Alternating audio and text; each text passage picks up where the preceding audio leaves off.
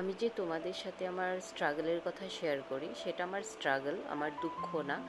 তো আজ যেটা চিকেন বানাচ্ছি, এখানে আমি রসুন, পেঁয়াজ, আদা, টমেটোর সাথে গাজরও দিয়েছি।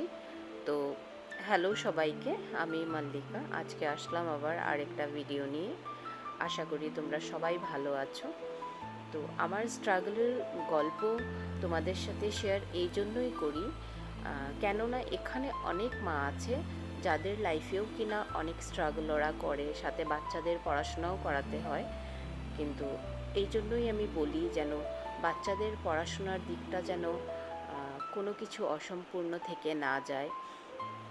যতই স্ট্রাগল আসুক, যাই আসুক না কেন, পড়াশোনাটা যেন ঠিক মতো হয়। কারণ আজ অনলাইন প্ল্যাটফর্ম আছে বলেই যে আমরা সব কিছু, যে আজকাল সবাই তো অনলাইন প্ল্যাটফর্মে নামছে, আমি নিজেও আছি অনলাইন প্ল্যাটফর্মে, কিন্তু অনলাইন প্ল্যাটফর্ম তো আর ভবিষ্যৎ গড়বে না, তাই না? অনলাইন প্ল্যাটফর্ম কি চিরজীবন থাকবে? আর সবার কি অনলাইন প্ল্যাটফর্মে কাজ করে শাইন করতে পারবে? নিশ্চয়ই না।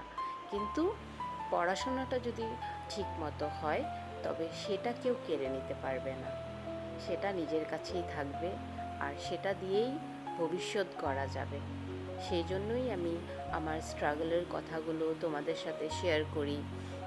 হ্যাঁ, যখন স্ট্রাগল করেছি তখন কি আমার কষ্ট হয়নি? হয়েছে তো। কিন্তু সেটা এখন তো আর আমার কষ্ট হয় না। এখন তো সেটা আমি তোমাদের সাথে শেয়ার করতে পারি। যা সত্যি তাই বলি, কিছু তো বানিয়ে বলছি না, বা সেরকম কিছু না।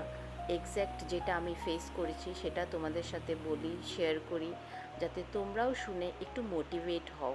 কখনো আমরা হেরে যাই না লাইফ থেকে, সেটা যেন না হয়। সব বাচ্চারা যেন ভালো করে পড়াশোনা করে, সুন্দর ভবিষ্যৎ গড়তে পারে, একটা ভালো লাইফ দেখে।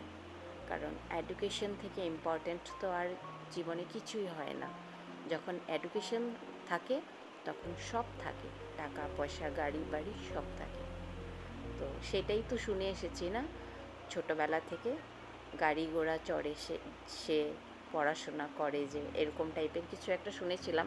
মেবি আমি ভুলও বলতে পারি, ভুল হলে আমাকে ক্ষমা করে দিও। তো এদিকে আমার চিকেনটা হয়ে গেছে। এই চিকেনটা কখনো একটু বানিয়ে খেয়ে দেখবে, ভালো লাগে। এটাতে আলু না দিলেও চলে, কিন্তু আমরা বাঙালিরা আলু ছাড়া তো আর পারি না, তাই না? তাই সেই জন্য আলু দিয়ে দিয়েছি আমি। এটাতে একটু গাজরটা দিয়ে যখন করা হয়, খুব টেস্টি হয় খেতে।